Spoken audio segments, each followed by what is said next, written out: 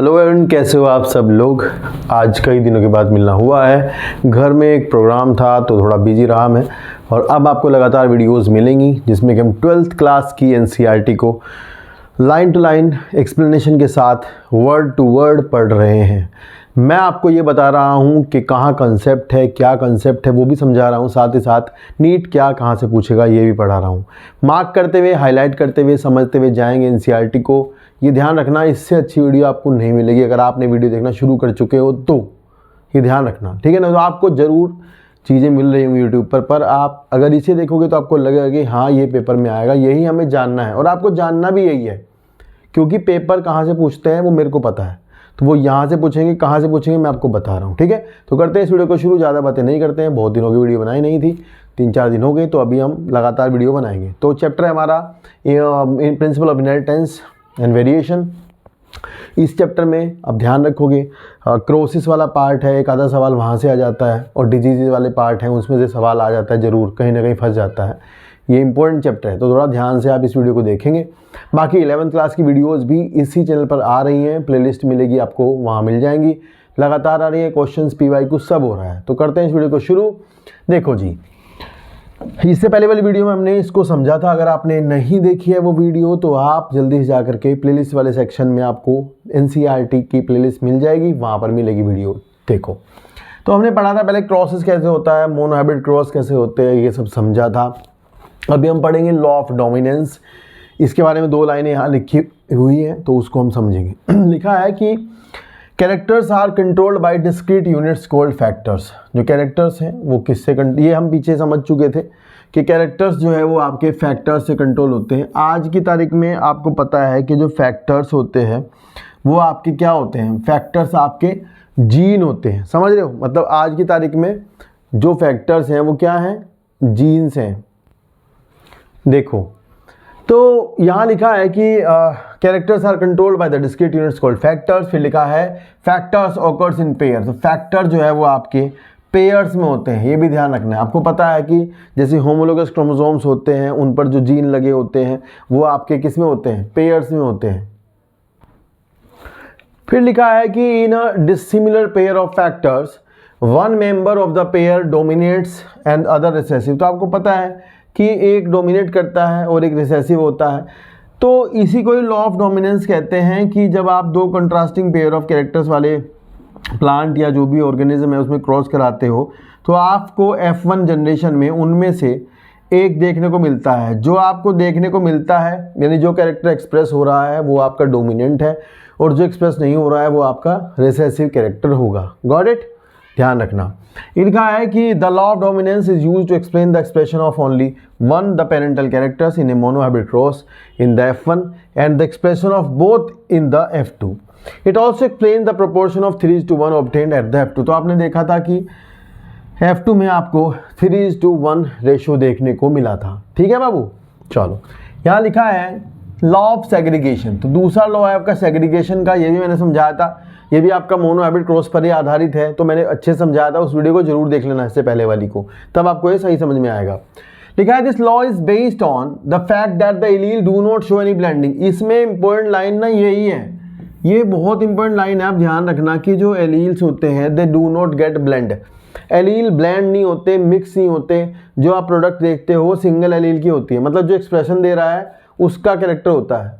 Expressible allele ही दिखाई देता है, जो एक्सप्रेस नहीं होता वो दिखाई नहीं देता, ये ध्यान रखना।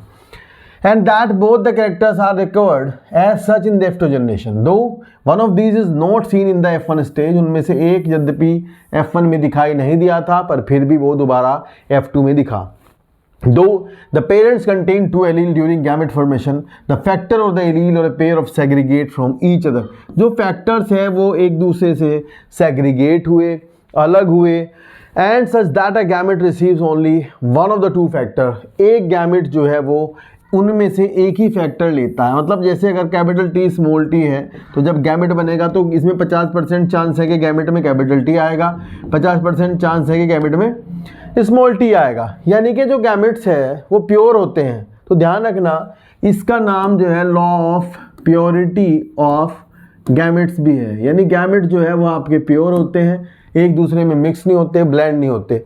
देखो मेंडल को तो ये पता नहीं था ना कि क्रोमोसोम होते हैं, पर फिर भी आप ये समझो मेंडल को ये भी इतना बड़ा तुक्का मार दिया उसने कि उसे ये भी पता नहीं था कि क्रोमोसोम होते हैं, तब भी उसने बता दिया कि ये पेयर में होते हैं, समझ रहे हो, और ये मिक्स नहीं होते, ये भी उसको पता था। And of course the homozygous parents produce all gamete that are similar kind, और जो हेटेरोजाइगस होंगे जैसे मैंने बताया तो ये दो तरह के गैमेट बनाएंगे, जिसमें कि आपको पता है इक्वल प्रोपोर्शन में ये और इक्वल में ये बनेंगे, ये ध्यान रखना। तो ये लॉ ऑफ सेग्रीगेशन को समझाने के लिए है। इसमें आपको समझना यही है कि जो गैमेट्स है वो प्योर होते हैं।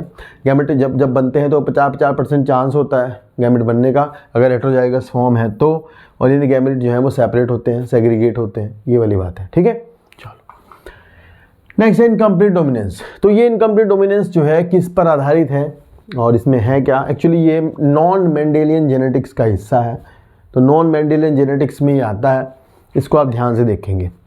देखो यहाँ कार्ल कोरेंस थे जो उन्होंने ये किया था, और ये एनसीईआरटी ने दिया नहीं है कोरेंस का नाम तो, पर इन्होंने कहा कि अगर हम एक रेड फ्लावर वाले प्लांट का क्रॉस और वाइट फ्लावर वाले प्लांट से कराते हैं एंटीराइनम के, ये मार्क कर लेंगे आप यहाँ से, स्नैपड्रैगन, एंटीराइनम और डॉग फ्लावर, ये इसमें इन्होंने कहा कि अगर हम एक रेड फ्लावर के प्लांट का क्रॉस वाइट से कराते हैं, तो जब आप रेड और वाइट का क्रॉस कराते हो तो आपको यहाँ क्या मिल रहे हैं, यहाँ अकॉर्डिंग टू मेंडल यहाँ पर आपके आने चाहिए थे लाल, पर भाई यहाँ मेंडल के हिसाब से लाल आने चाहिए थे, जो कि आए नहीं, जो कि यहाँ पे कैसे आए, वाइट, ये कैसे आए, वाइट। तो ये ध्यान रखना है, ठीक है। According to Mendel they should be white but they are not white, they are sorry Mendel के हिसाब से ये होने चाहिए थे रेड, और जबकि ये रेड नहीं हुए, कैसे हुए, पिंक। ये ध्यान रखना, कहाँ मेरा दिमाग है यार। तो ये ध्यान रखना कि पिंक हो गए, होने चाहिए थे लाल या फिर वाइट होने चाहिए थे, ठीक है भाई। जो भी डोमिनेंट होता वो पता लग जाता, पर यहाँ ऐसा नहीं हुआ। ये कैसे निकल के आए, ये निकल के आए पिंक। तो भाई ये प्रॉब्लम की बात हुई। इन्होंने कहा कि फिर तो मेंडल वाला लॉ जो है वो चल नहीं रहा है। फिर इन्होंने इसकी वही कराई, सेल्फिंग कराई, और सेल्फिंग कराने पर इन्होंने देखा कि हमें F2 में मिला capital R small r crosses with capital R small r, हमें मिला capital R capital R, capital R small r, capital R small r, small r small r, यानी जीनोटाइपिकली 1:2:1 और फिनोटाइपिकली भी 1:2:1, यानी ये लाल है, ये पिंक है और ये वाइट है। तो यहाँ जीनोटाइपिक और फिनोटाइपिक रेशो एक जैसा आया। तो ये आपको सवाल नीट में जब आएगा तो ध्यान रखने की बात ये है कि ऐसा क्वेश्चन ये क्रिएट करते हैं ये वाला कि यहाँ पर जीनोटाइपिक और फिनोटाइपिक रेशो एक जैसा आता है, ये वाली बात ध्यान रखनी है। ये स्टेटमेंट आएगा तो सही कर देना आप लोग, ठीक है। ऐसा कुछ एंटीराइनम करके दिया या स्नैपड्रैगन करके कुछ दिया तो आप ध्यान रखना इनकम्प्लीट डोमिनेंस की बात हो रही है। दूसरा, कई किताबों में इसको आप समझोगे तो ये वैसे तो क्वांटिटेटिव इनहेरिटेंस है। क्वांटिटेटिव का मतलब ये होता है कि यहाँ पर जीन की जो क्वांटिटी है वो डिपेंड करती है। जैसे ज़्यादा, जैसे डोमिनेंट एलील एक है तो कलर कम आ रहा है, that means pink is a red type. Pink भी तो एक प्रकार का लाल रंग है ना, पिंक भी लाल ही है। तो ये कह रहे हैं कि भाई अगर एक डोमिनेंट एलील है तो कम लाल, अगर दोनों होते तो ज़्यादा लाल, ठीक है। तो ये एक तरह की क्वांटिटेटिव इनहेरिटेंस है जिसमें कि जीन की क्वांटिटी डिपेंड कर रही है, पर यहाँ इसको इनकम्प्लीट डोमिनेंस पढ़ा है तो आप वही पढ़ेंगे, ध्यान रखेंगे, ठीक है।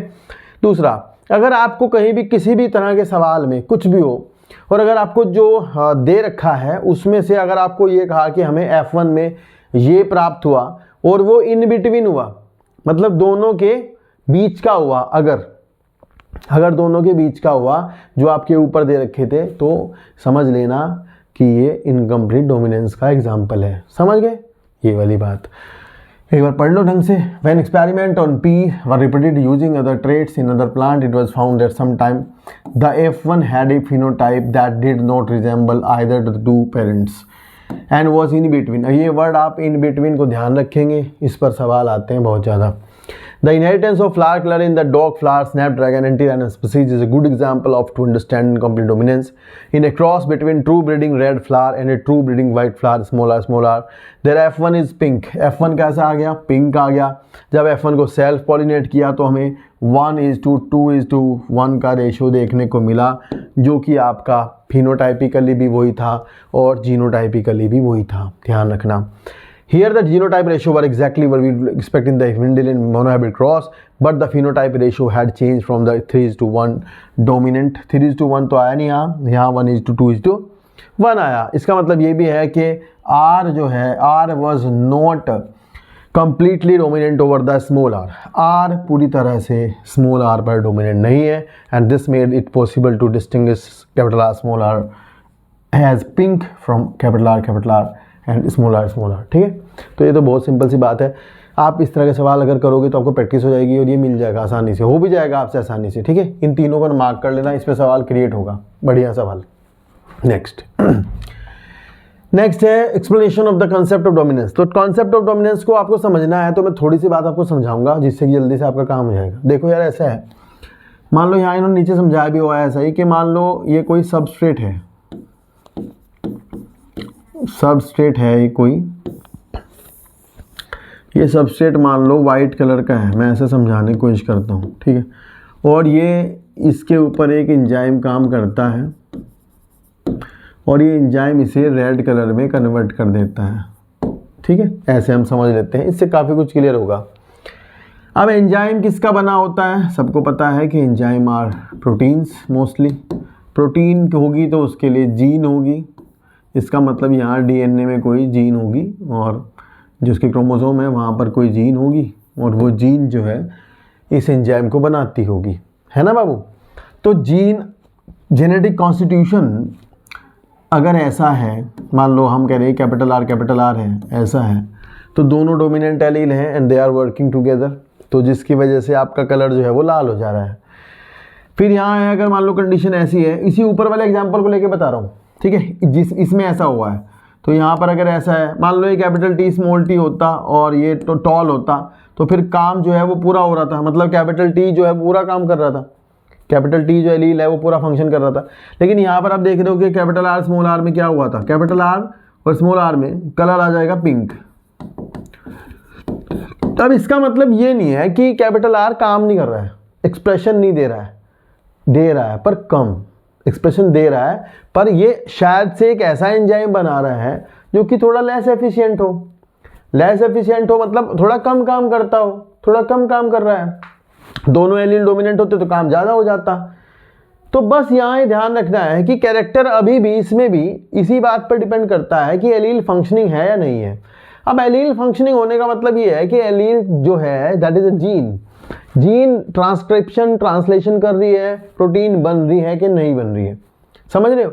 अगर प्रोटीन बन रही है, ध्यान सुनना, प्रोटीन बन रही है और फंक्शन हो रहा है तो एलील को कहेंगे डोमिनेंट, समझने के लिए। प्रोटीन बन रही है और फंक्शन नहीं हो रहा है तो एलील रिसेसिव, प्रोटीन बन ही नहीं रही है तो एलील रिसेसिव। इन दो केस में एलील रिसेसिव जाएगा। अगर एलील फंक्शनिंग है और प्रोटीन गलत बना रहा है, यानी एक आधा एमिनो एसिड उल्टा सीधा हो गया और ख़राब हो गया, पर बन रही है प्रोटीन, तो क्या है, रिसेसिव है। अगर प्रोटीन बन ही नहीं रही तो भी रिसेसिव है। डोमिनेंट कब है, जब वो फंक्शनिंग है, फंक्शनिंग भले लेस एफिशिएंट बना रहा होगा या फिर नया एलील बन गया होगा और वो जो का तो एंजाइम बना रहा होगा। जैसे अगर आप जीन में मान लो कहें यू है, ठीक है, ये फिनाइल एलेनिन कोड करता है। अगर यू चेंज होके यूसी हो जाए तो ये भी फिनाइल एलेनिन बनाएगा, तो प्रोटीन में अंतर नहीं आएगा, लेकिन एलील तो नया बन जाएगा। जीन की एक फॉर्म तो नहीं बन गई, जीन का एक वेरिएंट तो नया बन गया।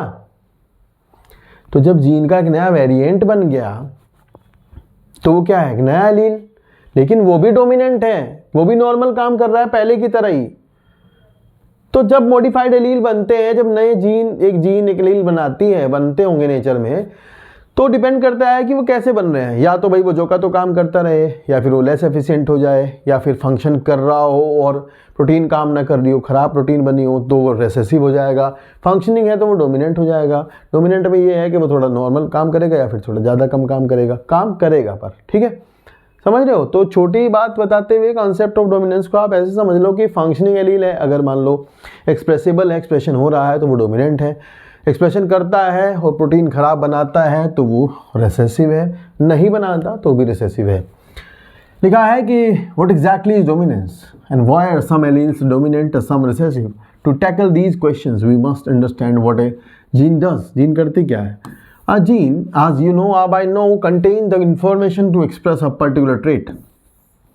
किसी जीन में किसी ट्रेट को, किसी कैरेक्टर को एक्सप्रेस करने की ताकत होती है।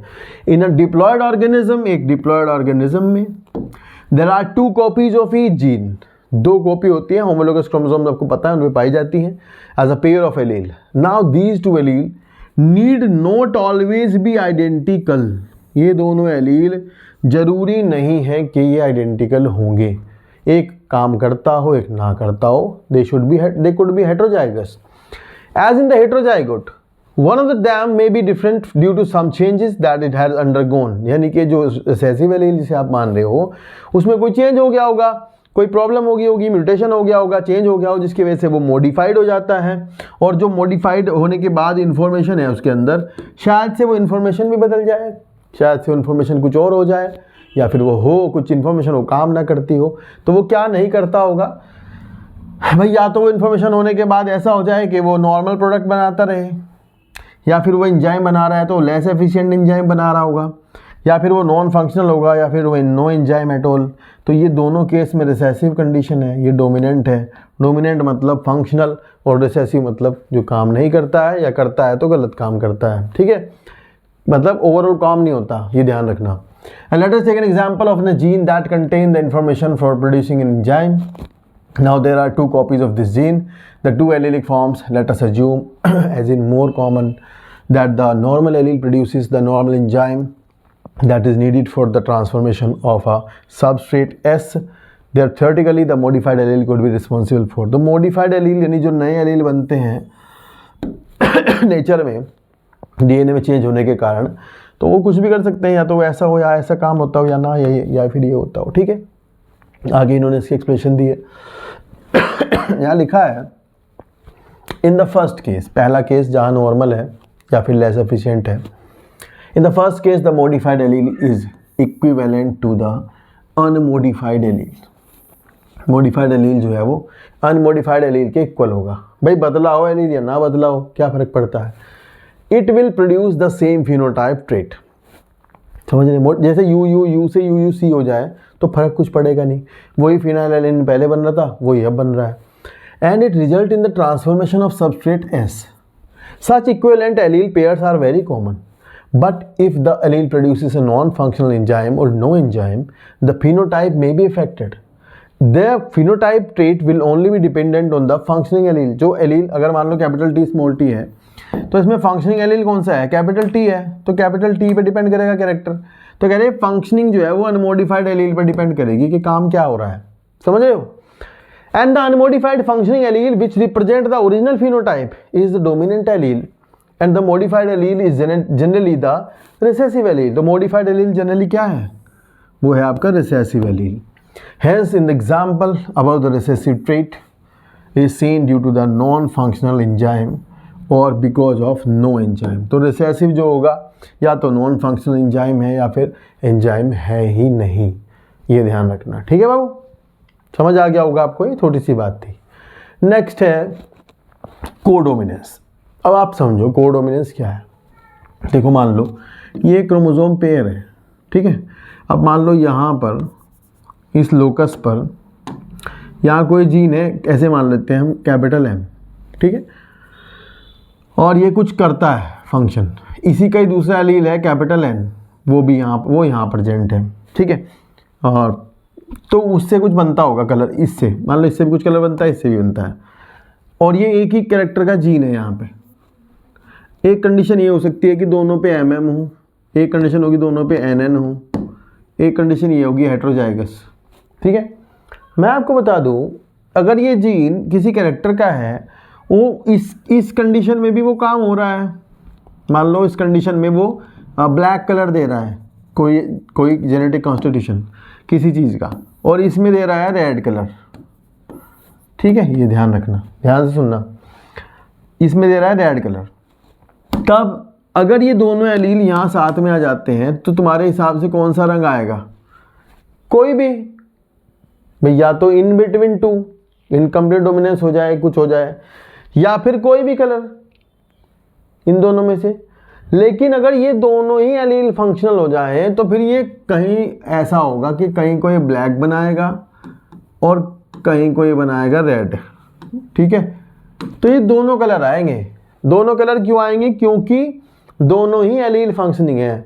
बहुत सिंपल है कोडोमिनेंस का कंसेप्ट कि जब दोनों ही एलील फंक्शनल होते हैं, जब दोनों ही एलील फंक्शनल होते हैं तो उस समय पर बाबू दोनों के दोनों अपना काम करते हैं। मान लो उसी सबस्ट्रेट को एक ब्लैक कलर में बदलता है, उसी सबस्ट्रेट को एक रेड कलर में बदलता है। तो सिंपल है, कितना सिंपल है देखो यार, काम हो रहा है, दोनों एलील काम कर रहे हैं, दोनों सेम सबस्ट्रेट पे काम करते हैं, कलर अलग देते हैं, बस हो गया। ये कोडोमिनेंस है। इसका एग्जांपल आपकी किताब ने जो दिया है वो है आरबीसी वाला।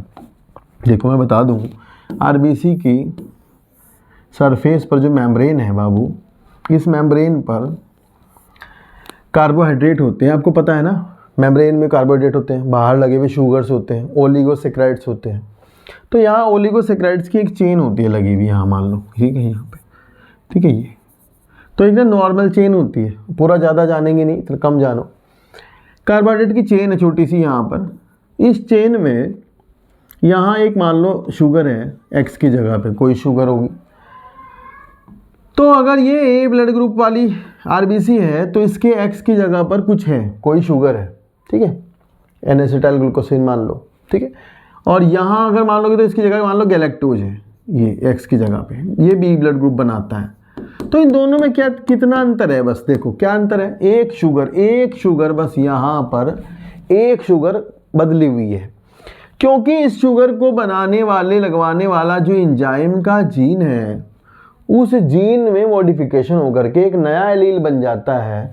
और वो नया एलील इस जगह पर यहाँ गैलेक्टोज लगवा देगा, यहाँ कुछ और लगवा देगा, जिसकी वजह से दो अलग अलग चेन एक्सप्रेस हो रही हैं। ए की अलग चेन एक्सप्रेस हो रही है और बी की अलग एक्सप्रेस हो रही है। जीन वही था, उसमें क्या हो गया, चेंज हो गया। अब वो एक नया एलील बन के सामने आ जाता है, समझ आया? अब वो एक नया एलील बन के सामने आ जाता है, ये ध्यान रखना, समझ रहे हो? तो ये दो बन गए। अगर वो एलील रिसेसिव हो जाए, ना वो ए है ना वो बी रहे, तो ये चेन तो होती है नॉर्मल, लेकिन ये एक्स की जगह पर कोई भी शुगर नहीं लगी होती, ठीक है। तो उसे कहते हैं ओ एलील, समझ रहे हो, यानी स्मॉल आई। तो यहाँ पर जीन जो है वो कैपिटल आई है, इसका एक एलील है कैपिटल ए, एक जीन कैपिटल आई, इसका एलील है कैपिटल बी, एक जीन है स्मॉल आई, ये। तो तीन एलील यहाँ पर हमारे पास है। इसमें से जब कभी भी एक इंडिविजुअल में देखोगे तो कोई ना कोई दो होंगे। भाई एक इंडिविजुअल में तीनों तो नहीं हो सकते। या तो वो इंडिविजुअल कैसा होगा, या तो वो होगा ऐसा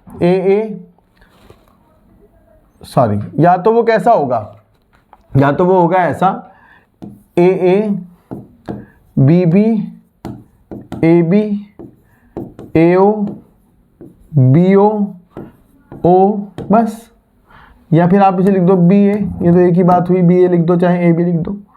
तो आपके पास कितने तरह के जीनोटाइप हो सकते हैं? मैक्सिमम ही 6 टाइप के जीनोटाइप हो सकते हैं। अगर आपके कितने एलील हैं? 3 एलील हैं तो ठीक है। अब इसमें से भी देखो, जब ए आ रहा है दोनों तरफ तो आरबीसी के ऊपर ए चेन एक्सप्रेस हो रही है, बी आ रहा है तो बी चेन एक्सप्रेस हो रही है, यानी बी ब्लड ग्रुप है। जब ए ओ है तो ए आ रहा है, that means O allele recessive है।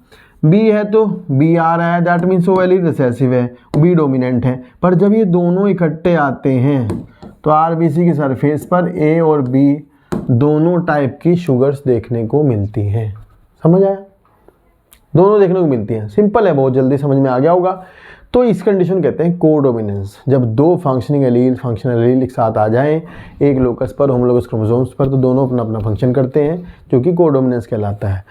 अगर आपको कोई पूछेगा कि इसके 3 एलील हैं तो आपको वो पूछेगा कि कितने जीनोटाइप बनेंगे, तो आप बता देना कि 6 जीनोटाइप बनेंगे। इसका ये सवाल सीधा सीधा आपके पेपर में पूछा जाएगा, मुझे पक्का पता है, आता है, ठीक है, ध्यान रखना।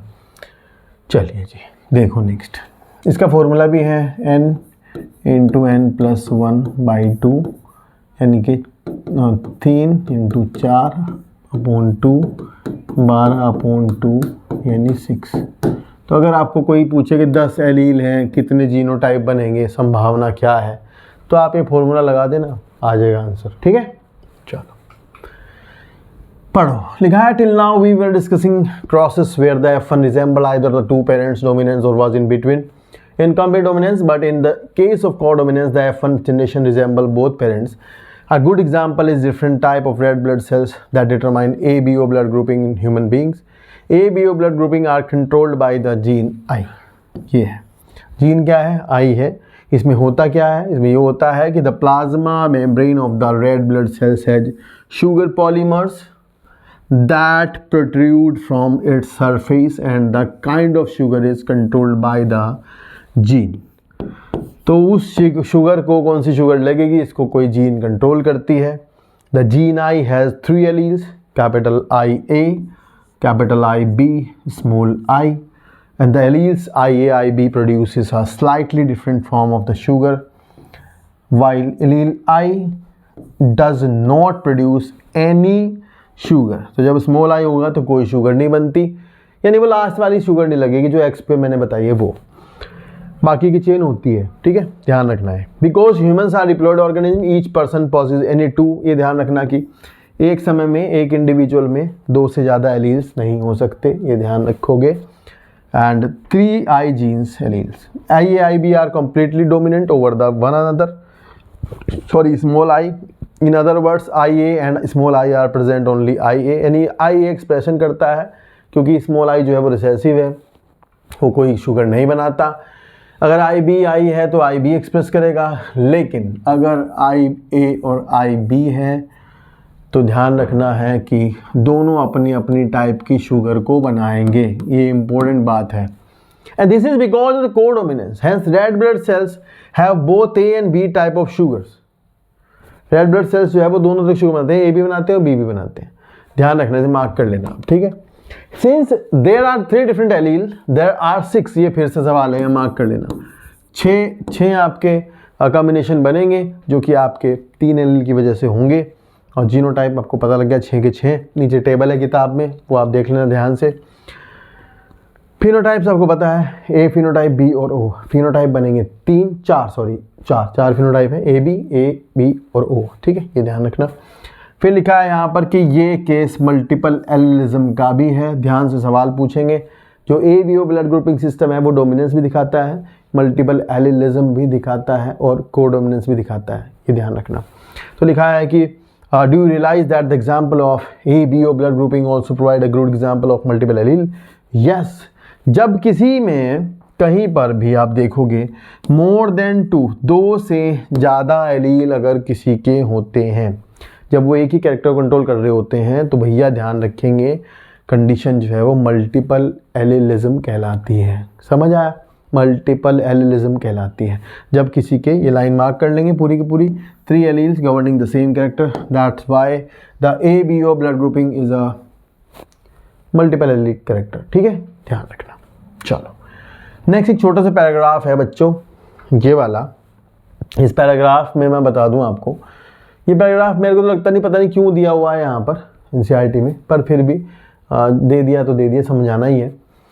ध्यान रखना, यहाँ ये समझाने की कोशिश की है कि ऐसा नहीं होता कि एक जीन हमेशा ही एक ही कैरेक्टर को कंट्रोल करेगी, ऐसा नहीं होता। एक जीन एक से ज़्यादा कैरेक्टर भी कंट्रोल करती है। कोई जीन जब एक से ज़्यादा कैरेक्टर को कंट्रोल करती है तो उसे प्लियोट्रॉपिक जीन कहते हैं। क्या कहते हैं? Pleiotropic gene. तो ये एक एग्जाम्पल है जो मेरे ख्याल से प्लियोट्रॉपी का है। तो इसमें आपको समझाया गया है कि एक जीन कैसे एक से ज़्यादा कैरेक्टर्स को कंट्रोल करती है। ठीक है, तो यहाँ देखोगे अगर ध्यान से, ये आपका एक सीड है जो कि आपका राउंड सीड है। कैसा है? राउंड। ये आपका कैसा है? ये भी राउंड सीड है। ये आपका रिंकल्ड सीड है। कैसा? रिंकल्ड। अब इन तीनों में ध्यान से देखो, पहले वाले का जीनोटाइप है मान लो BB, दूसरे का है कैपिटल B स्मॉल b, तीसरे का है स्मॉल b स्मॉल b। इन तीनों जीनोटाइप में आप देखोगे पहले जीनोटाइप से राउंड हो रहा है, दूसरे में राउंड हो रहा है, that means capital B is a dominant allele in case of seed shape. और यहाँ पे सीड यार रिंकल तो रिसेसिव हो गया, ठीक है। लेकिन अगर बाबू देखो ध्यान से, इसके अंदर जाओगे यहाँ पर अगर आप, तो यहाँ आपको मिलेंगे लार्ज स्टार्च ग्रेन्स, यहाँ पर आपके लार्ज स्टार्च ग्रेन्स हैं, यहाँ पर थोड़े छोटे स्टार्च ग्रेन्स हैं साइज में पहले वाले से, और यहाँ बिल्कुल छोटे स्टार्च ग्रेन्स हैं, बहुत छोटे देखो। तो इन तीनों में ध्यान सुना, इसी जीनोटाइप से जब देख रहे हैं जीनोटाइप को, तो हमें मिल रहा है ये सीड राउंड और large starch grains, seed round, intermediate starch grains, seed wrinkled और small starch grains. That means जब आप सीड की शेप लेते हो कैरेक्टर, तो कैपिटल बी डोमिनेंट होता है, ध्यान से। जब आप स्टार्च ग्रेन को देखते हो तब कंडीशन आती है आपके सामने क्या, इनकम्प्लीट डोमिनेंस। दो तो एक ही जीन है, दो कैरेक्टर कंट्रोल कर रहा है, एक केस में डोमिनेंस शो करता है, एक केस में इनकम्प्लीट डोमिनेंस शो करता है। तो ये एक प्लियोट्रॉपी का एग्जाम्पल है। देखो यहाँ पर लिखा भी है, occasionally a single gene product may produce more than one effect. कभी कभी एक सिंगल जीन एक से ज़्यादा प्रभाव दिखाती है। For example starch synthesis in P seeds is controlled by one gene. Starch की सिंथेसिस मटर में एक जीन से कंट्रोल होती है, ठीक है। And it has two alleles capital B and small B. Starch is synthesize effectively by capital B homozygote, and thereafter large starch grains are produced, ठीक है। कैपिटल बी के केस में क्या बन रहे हैं, बड़े बड़े स्टार्च ग्रेन्स बन रहे हैं भाई, ठीक है। इन कॉन्ट्रास्ट स्मॉल बी में जब जाओगे तो स्टार्च सिंथेसिस कम हो जाएगी और छोटे स्टार्च ग्रेन बनेंगे। पर मैचुरेशन के बाद आप देखोगे जो सीड ये वाले थे वो तो हो गए हैं राउंड, ठीक है जी। जो सीड ये वाले थे वो हो जाते हैं जी रिंकल्ड।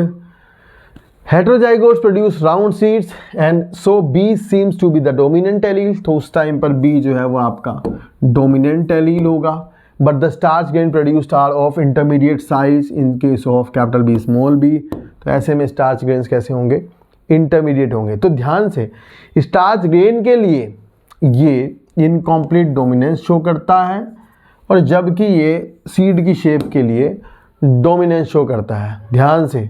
तो ये आपका प्लियोट्रॉपी का एग्जाम्पल दे रखा है यहाँ पर, एक लाइन यहाँ लिख के दी है, देखो लिखा है क्या, Therefore, dominance is not an autonomous feature of the gene or product that it has information for. ये इस बात पर डिपेंड करता है कि डोमिनेंस होगी नहीं होगी, depend on the much the gene product and the production of particular phenotype from this product as it does on the particular phenotype that we choose to examine. In case more than one phenotype is influenced by the same gene. ऐसा भी हो सकता है कि एक gene एक से ज़्यादा प्रभावित करती हो कैरेक्टर, तो ये भी हो सकता है। डोमिनेंस जो है वो किसी जीन का इंडिविजुअल काम नहीं है, मतलब डिपेंड करता है कहाँ डोमिनेंस होगी कहाँ नहीं होगी, ये डिपेंड करता है आप किस कैरेक्टर पर काम कर रहे हैं, ठीक है। तो ये यहाँ तक कहानी जो थी वो मोनोहैबिड क्रॉस की थी। इसके बाद शुरू होता है डाईहैबिड क्रॉस, उसके बाद शुरू होता है क्रोमोसोमल थ्योरी ऑफ इनहेरिटेंस। समझ आई? तो अब हम देखते हैं डाईहैबिड क्रॉस। देखो जी, इनहेरिटेंस ऑफ टू जीन। तो ये कहानी मैं नहीं पढ़ूंगा क्योंकि टाइम जाएगा, मैं सीधा सीधा बता देता हूँ आपको कि मेंडल क्या जानना चाहते थे इससे। Mendel want to know that कि भाई अगर मैं एक प्लांट है, ये अगर मान लो ये एक प्लांट है और ये टॉल है, ये तो टॉल प्लांट का क्रॉस, टॉल प्लांट है ये, इसके ऊपर पर्पल फ्लावर है, इसका क्रॉस जब एक छोटे प्लांट यानी जो ड्वार्फ है और उसके ऊपर जो फ्लावर है वो वाइट है, कैसे है, वाइट है, इससे कराते हैं। मेंडल जानना चाहते थे कि जब हम ऐसा करते हैं कि एक ऐसे प्लांट का क्रॉस जिसमें कि दो कैरेक्टर्स को ध्यान रखेंगे क्रॉस कराते समय, जैसे यहाँ ध्यान रखा इसने कैपिटल पी लंबा वाला और कैपिटल पी मतलब पर्पल कलर और वाइट कलर वाले फ्लावर, तो दो कंट्रास्टिंग कैरेक्टर लिए, समझने की बात यह है कि हमें पहले ही पता था, मेंडल को पहले ही पता था कि जो पर्पल फ्लावर है, वायलेट फ्लावर है, वो वाइट पे डोमिनेंट है, पहले ही पता था। जो टॉलनेस है वो डॉर्फनेस पे डोमिनेंट है, वो भी पता था। तो F1 में क्या आने वाला है ये मेंडल को पहले ही पता था। F1 में तो वही आएगा जो डोमिनेंट है। पर मेंडल जानना चाहते थे कि क्या ऐसा है कि जहां जहां लंबे, अगर F2 में जाएंगे आगे, तो जहां जहां लंबे प्लांट आएंगे, जहां जहां लंबे प्लांट आएंगे, तो वहाँ ऐसा ही होगा क्या कि हमेशा वहाँ वायलेट फ्लावर, पर्पल फ्लावर होंगे। क्या ये आपस में जुड़े हुए हैं? क्या दो फैक्टर्स आपस में जुड़े हुए होते हैं? ये जानना चाहते थे मेंडल, समझ रहे हो ना?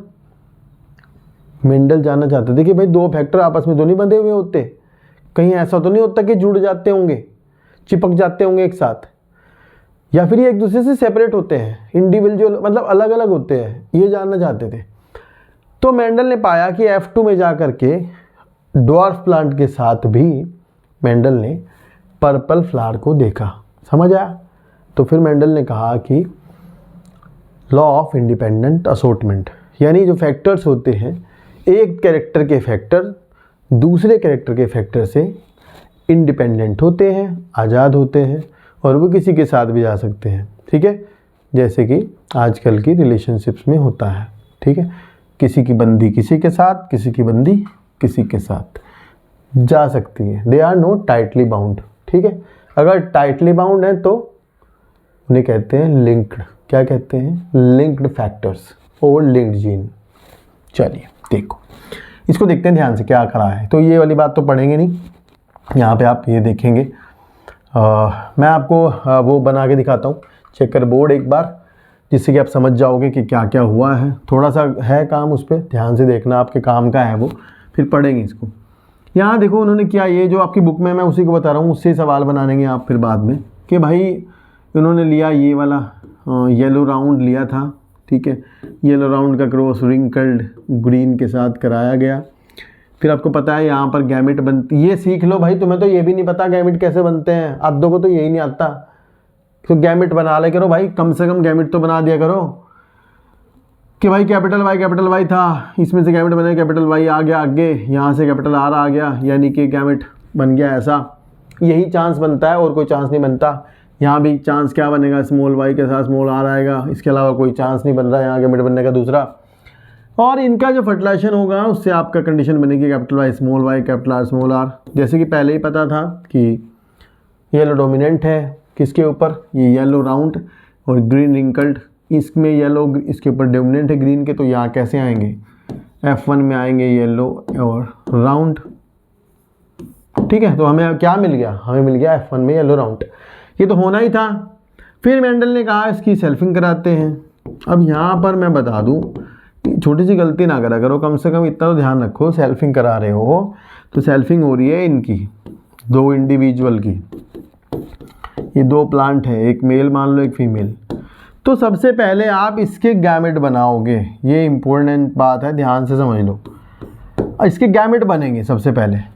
तो इसके गैमेट कैसे क्या चांसेस हो सकते हैं? चांस ये हो सकते हैं कि कैपिटल वाई भाई 50% देखो, एक ये है, एक ये है, मतलब एक कैरेक्टर का जी ये है, एक ये है, तो दोनों में चांस क्या बनेगी, गैमेट बनेंगे। 50% चांस है कि कैपिटल वाई आए किसी गैमेट में, और या फिर इसमें से, या फिर उधर से आए कैपिटल आर। मान लो अगर इधर से कैपिटल वाई आया, क्या पता इधर से स्मॉल आर आ जाए, क्या पता यहाँ से स्मॉल वाई आए और उधर से कैपिटल आर आ जाए, या फिर स्मॉल वाई या फिर स्मॉल आर आए। तो we have 4 kind of chances, we have 4 chance, 4 chance हैं आपके पास, 4 चांस हैं आपके पास कि इस तरह के गैमेट बन सकते हैं, बन सकते हैं।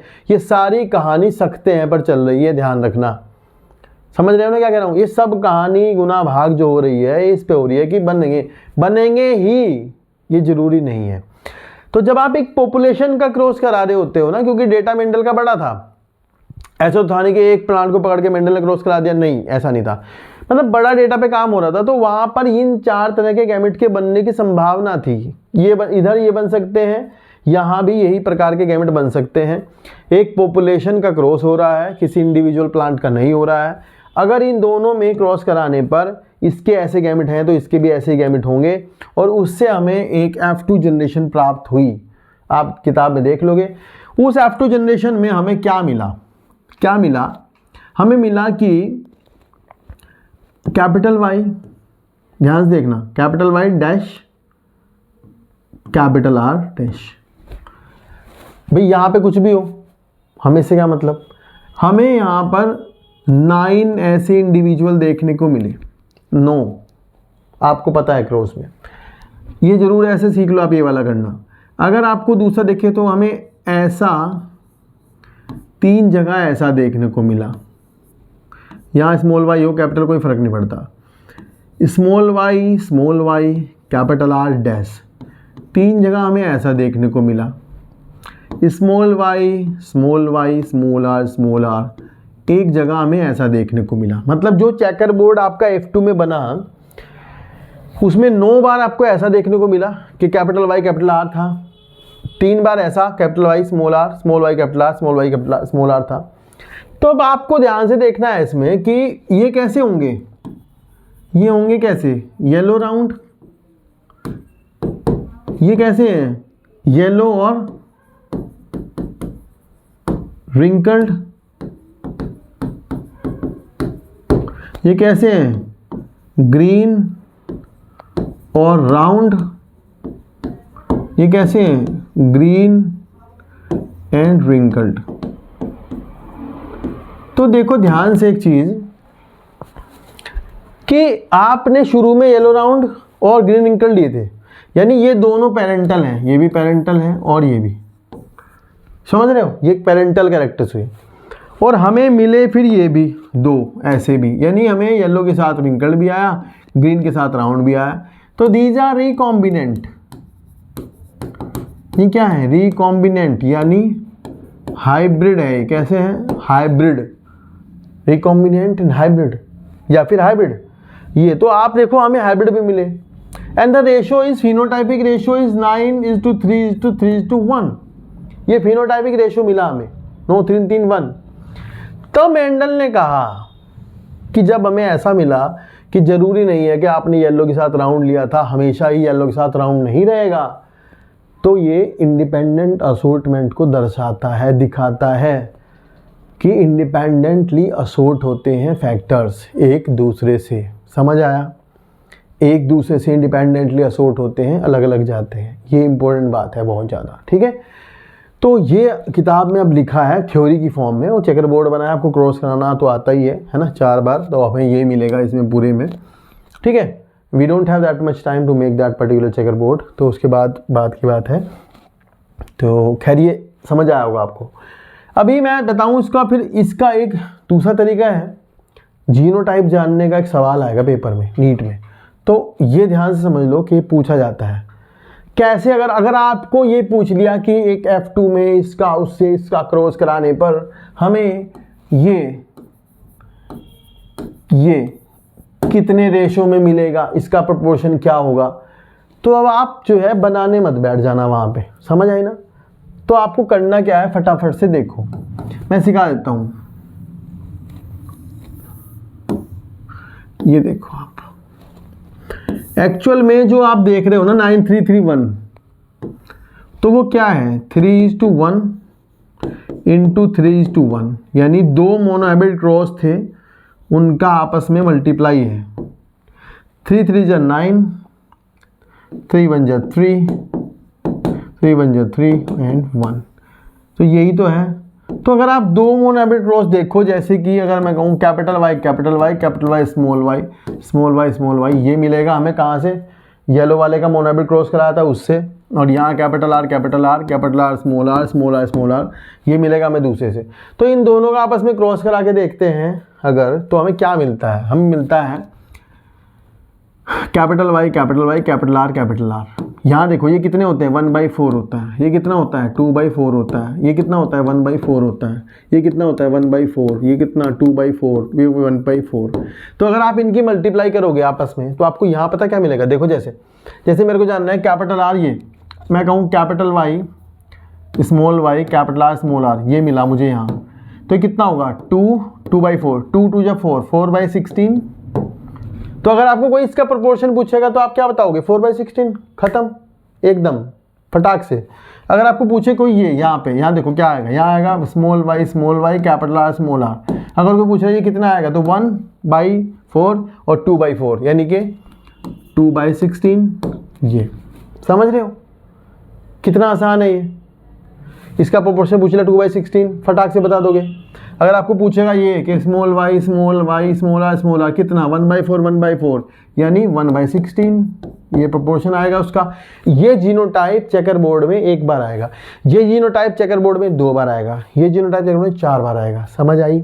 और ये जीनोटाइप चेकर बोर्ड में 1 बार आएगा ये, ठीक है। तो ये इससे आप जीनोटाइपिक रेशो निकाल सकते हो। इसका जीनोटाइपिक रेशो होगा इसका 1:2:1:2:4:2:1:2:1, ये ठीक है, 1:1:4:1:1। तो इससे ये वाला सवाल आपका फटाक से हो जाएगा। ये बहुत अच्छा सवाल है, कोई कोई पूछता है, ठीक है, ध्यान रखना। देखो इनहेरिटेंस ऑफ 2 जीन, ये मैं नहीं पढ़ रहा हूँ, फटाक से देखते हैं नेक्स्ट काम की बात। तो ये यहाँ पर सब लिखा हुआ है कि let us use the genotypic symbol. ये कह रहे हैं येलो के लिए कैपिटल Y, उसके लिए राउंड के लिए R लिया, फिर हमने जो है इनका आपस में क्रॉस करा दिया, इनका दोनों का है ना, इनका क्रॉस कराने पर हमें F1 में ये मिले, ठीक है। ये अपने पेरेंट्स से रिजेंबल करते थे, ठीक है।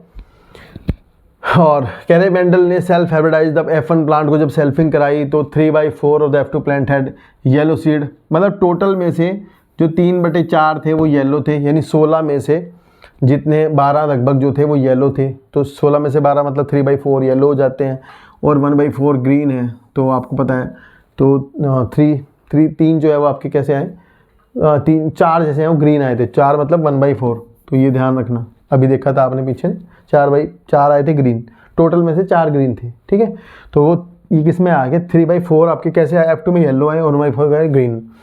The yellow and green colour segregate 3:1। तो देखो आप देखो ध्यान से 3:1, तो येलो एंड ग्रीन कलर जो है वो 3:1 में सेग्रीगेट हुए, नॉर्मली जैसे होते हैं वो, है ना, मोनोहाइब्रिड में भी ऐसे होते हैं, यहाँ भी ऐसे हुए हैं।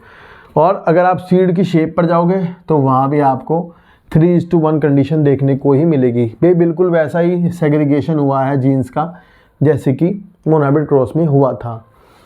फिर लिखा है लॉ ऑफ इंडिपेंडेंट असॉर्टमेंट, लिखा है कि in the dihybrid cross the phenotypic round yellow, wrinkled yellow, round green and wrinkled green appeared in the ratio 9:3:1। फिर आपको यहाँ मिला 9:3:1 का ratio. Such a ratio was observed for several pairs of characters that Mendel studied। Mendel के द्वारा चुने गए जो कैरेक्टर्स थे उनमें बार बार मेंडल ने क्रॉस कराया तो उसे हमेशा 9:3:3:1 9:3:3:1 देखने को मिला। The ratio of 9:3:3:1 can be divide derived as a combination of 3 yellow 1 green 3 round 1 green, मतलब वही 3:1 एंड 3:1 की मल्टीप्लाई करोगे तो वही मिलेगा। लिखा है राउंड रिंकल्स 3:1 ग्रीन 9:3:3:1 आपको मिल गया। Based upon such observation on diabetic crosses between plant differing in 2 traits, Mendel proposes second set of generalization that we call Mendel's law। second set of generalization, ध्यान रखना जनरेशन का second set बना रहा है, पहले set में वो था है ना जो आपने लॉ ऑफ डोमिनेंस और लॉ ऑफ सेग्रीगेशन पढ़ा था, ठीक है, ध्यान रखना। That we Mendel's law of independence assortment. अब इंडिपेंडेंट असॉर्टमेंट में ध्यान से देखना में हाइब्रिड प्राप्त हुए हैं, जितने हाइब्रिड प्राप्त हुए हैं वो फिर भी पेरेंटल से ज़्यादा नहीं थे, ठीक है। तो कभी भी एक बात मैं आपको नोट करने के लिए बोल रहा हूँ, नोट कर लो, वो बड़ी बात है समझाना पड़ेगा, लेकिन कभी भी हाइब्रिड जो है वो पेरेंटल से ज़्यादा नहीं होंगे। मैक्सिमम हाइब्रिड 50% हो सकते हैं, उससे ज़्यादा नहीं हो सकते, ठीक है। दिखाते भी नहीं कभी ऐसा 50%, ठीक है, तो फुल्ली इंडिपेंडेंट हो जाता है, वरना तो ऐसा शो भी नहीं करते।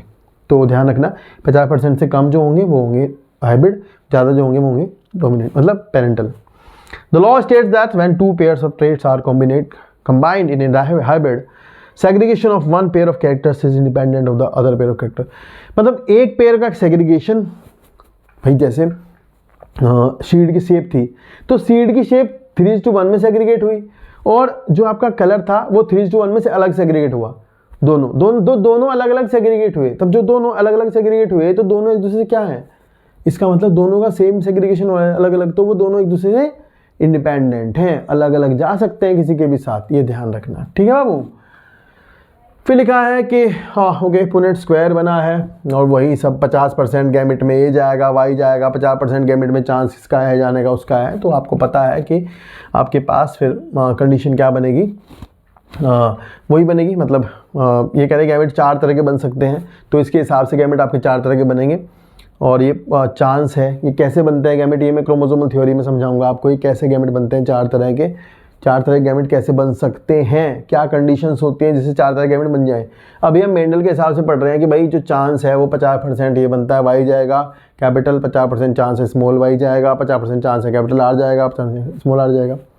ये वाली कहानी लिखी हुई है तो हम इस पर ज़्यादा ध्यान नहीं देते, ठीक है। देखो तो ये कह रहे फाइनली हमें 4 तरह के गैमेट प्राप्त होते हैं। The frequency of 25% of 1/4 of the total gamete produced. When you write down the 4 type of eggs, मतलब एक तरफ 4 ये, एक तरफ 4 एग, एक तरफ 4 पोलन ग्रेन, तो आपके पास 16 खाने बनेंगे, 16 डब्बे बनेंगे। उसमें आप different type of genotype phenotype लिखोगे तो आपको रेशो जो मिलेगा वो 9:3:1 का मिलेगा। यहाँ जीनोटाइप पूछा है, जीनोटाइप मिलेंगे 4, सॉरी जीनोटाइप मिलेंगे 9, कितने 9 टाइप के जीनोटाइप आपको मिलेंगे। अभी मैंने पीछे क्रॉस करके बताया था ना आपको 3-3 वाला, उससे कितने मिलेंगे 9 जीनोटाइप, और फिनोटाइप मिलेंगे आपको 4, ठीक है। तो ये थोड़ा ध्यान रखने की बात है, यहाँ से पूछ सकते हैं कि इसमें कितने जीनोटाइप आएंगे, कितने फिनोटाइप आएंगे। मैं आपको इसके क्वेश्चंस की प्रैक्टिस भी कराऊंगा, कुछ क्वेश्चंस होंगे जो इंपॉर्टेंट उनकी प्रैक्टिस कराऊंगा आपको, ठीक है। तो ये खत्म हो जाता है आपका यहाँ पर प्रिंसिपल ऑफ इनहेरिटेंस वाले का 2 जीन इनहेरिटेंस, 2 जीन की इनहेरिटेंस। इसके बाद हम नेक्स्ट वीडियो में शुरू करेंगे क्रोमोसोमल थ्योरी ऑफ इनहेरिटेंस को। होपफुली आपको वीडियो अच्छी लगी होगी, अगर अच्छी लगी तो कमेंट करके ज़रूर बताइएगा, और बस चैनल पर बने रहिए। मैं आपको नीट तक पूरा सपोर्ट करूँगा, बहुत ज़्यादा सपोर्ट करूँगा, ठीक है ना। एक बार आप सपोर्ट कर दीजिए, थोड़ा सपोर्ट कर दीजिए, मेरे को अच्छा लगेगा। तो मिलते हैं नेक्स्ट वीडियो में, take care, bye bye. 11th class भी पढ़ा रहा हूँ, टाटा।